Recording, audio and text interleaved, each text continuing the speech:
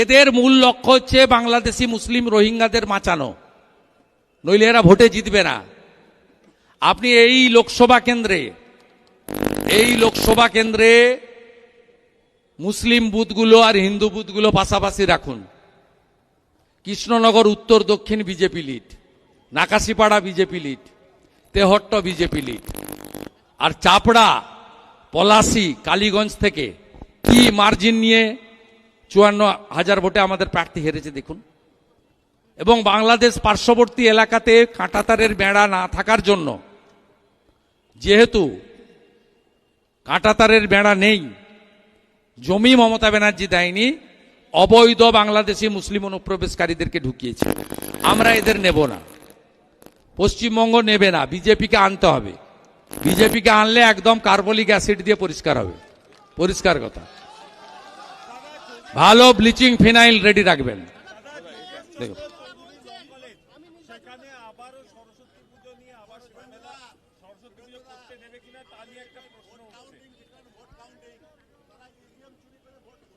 Trust trust trust BJP.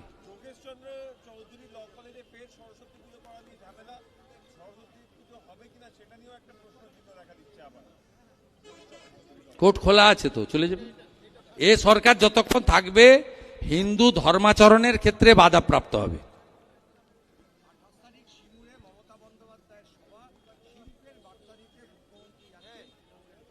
আচ্ছা, শ্মশান করে দিয়ে উনি একবার গিয়ে সরষে ছড়িয়েছেন, একবার গিয়ে জেসিপি দিয়ে গর্ত খুলেছিলেন মাছ চাষ করবেন বলে। ওখানে মাছ চাষও হয়নি, সরষেও হয়নি, ধানও হয় না, আলুও হয় না, আর রতন টাটাকে তাড়িয়েছেন। বিজেপিকে আনলে টাটাকে ফিরিয়ে আনার দায়িত্ব আগামী দিনে পশ্চিমবঙ্গের বিজেপি সরকারের। এটা আমরা পশ্চিমবঙ্গ বিজেপির যারা প্রমুখ নেতা রয়েছি প্রত্যেকের কমিটমেন্ট, আমাদের কমিটমেন্ট। প্রধানমন্ত্রী এক লাইনে সিঙ্গুরে বলে গেছেন, যতই আপনারা কিছু শুনলাম না বলুন না কেন, প্রধানমন্ত্রী জমি, প্রথম শিল্প করতে গেলে জমি দরকার, শিল্প আকাশে হয় না, জমির ব্যবস্থা করে দেয় রাজ্য সরকার। রাজ্য সরকার যতক্ষণ না নরেন্দ্র মোদীর আদর্শে তৈরি হচ্ছে ততক্ষণ অমুক জায়গায় অমুক মাটিতে আপনার জমিতে অমুক জিনিস হবে কথা কেউ বলতে পারে না। তিনি একটা লাইনে বলে গেছেন, এই রাজ্যে বিনিয়োগ তখনই আসবে যখন আইন শৃঙ্খলা পরিস্থিতি ভালো হবে। বেলডাঙ্গা হলে, নাকাশিপাড়া হলে, বেথুয়াডহরি হলে, ধুলিয়ান হলে, শামসেরগঞ্জ হলে, জঙ্গিপুর সুতি হলে, রেজিনগর হলে, মোথাবাড়ি হলে, মহেশতলা হলে কোনোদিন কোনো বিনিয়োগকারী বাংলায় আসবে না। আগে জামাতি হাঁটাও, তারপরে এখানে সব হবে। আগে জামাত হাঁটাও, জামাতকে হাঁটাতে হবে আগে।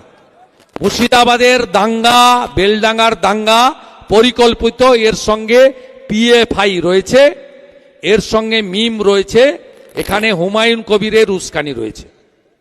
আর মমতা ব্যানার্জি মুসলিম ভোট হারানোর ভয়ে তিনি ওখানে করতে দেননি। আমরা কথা দিয়ে গেলাম, হিন্দু মন্দির বানাবে, আপত্তি নেই, মুসলিম মসজিদ বানাবে, আপত্তি নেই, বাবরের নাম আমরা লিখতে দেব না, দেব না, দেব না, দেব না, দেব না।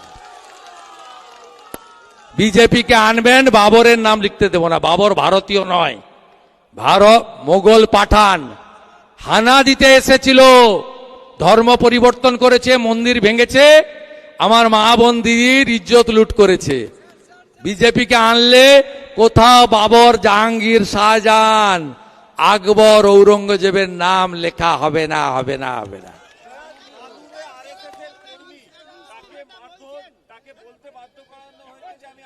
প্রতিবাদ হচ্ছে আজকে আরএসএস এর পক্ষ থেকে, রাষ্ট্রীয় বড় সামাজিক সংগঠন, আদর্শবাদী সংগঠন, হিন্দুদের প্রাণের সংগঠন, নেশান ফার্স্ট মন্ত্রে দীক্ষিত সংগঠন, সবচেয়ে সেবামূলক কাজ এই সংগঠন করে, তারা আজকে শান্তিপূর্ণ বিক্ষোভ করছে, আমি টিভিতে দেখলাম। আচ্ছা, আমাদের একটি কাজ বাকি রয়ে গেছে, যেখানে যেখানে যেখানে যেখানে তৃণমূল কংগ্রেসের বিধায়করা 21 সালে নির্বাচিত হয়েছিলেন, আমরা তাদের বিরুদ্ধে সেই এলাকায় গিয়ে চার্জশিট প্রকাশ করছি। আজকে মাননীয় উজ্জ্বল বিশ্বাসের প্রতিশ্রুতি আর প্রতিশ্রুতি ভঙ্গ করার চার্জশিট। এই চার্জশিট সমস্ত জনগণের বাড়িতে বাড়িতে পৌঁছে দেব আমরা। এই চার্জশিটে উল্লেখযোগ্য ভাবে আমাদের ধুবুলিয়া যক্ষ্মা হসপিটালের কাজ বাস্তবায়ন হয়নি, এটা মুখ্যমন্ত্রী এবং উজ্জ্বলবাবু অনেকবার প্রতিশ্রুতি দিয়েছিলেন। রেল স্টেশনের ওভারব্রিজ নেই, রেল দপ্তর একাধিকবার জমি চাওয়া সত্ত্বেও জমি দেয়নি রাজ্য সরকার। এর বাইরেও জমি মাফিয়াদের কবলে সরকারি জমি, এশিয়ার বৃহত্তম ধুবুলিয়া টুবি হাসপাতাল এখন ভূত বাংলো। জলঙ্গি নদী থেকে প্রশাসনের নাকের ডগায় নিয়ন্ত্রণহীন বালি তোলা হচ্ছে। পালপাড়া এবং ভাতজাংলা সংলগ্ন এলাকায় দিনের আলোয় জুয়া এবং নেশাজাত দ্রব্যের ঠেক চলছে। পুলিশ তৃণমূল মিলিতভাবে এই এলাকায় এই কাজ করছে।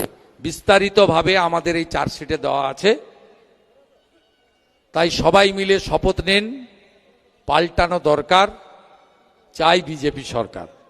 শুধু বিজেপি সরকার নয়, কৃষ্ণনগর দক্ষিণ থেকেও পদ্মফুলের বিধায়ককে পাঠাতে হবে। যে কাজ উজ্জ্বলবাবু 15 বছরে করেননি, সেই কাজ 1 বছরে আগামী ভারতীয় জনতা পার্টির সরকার করবে।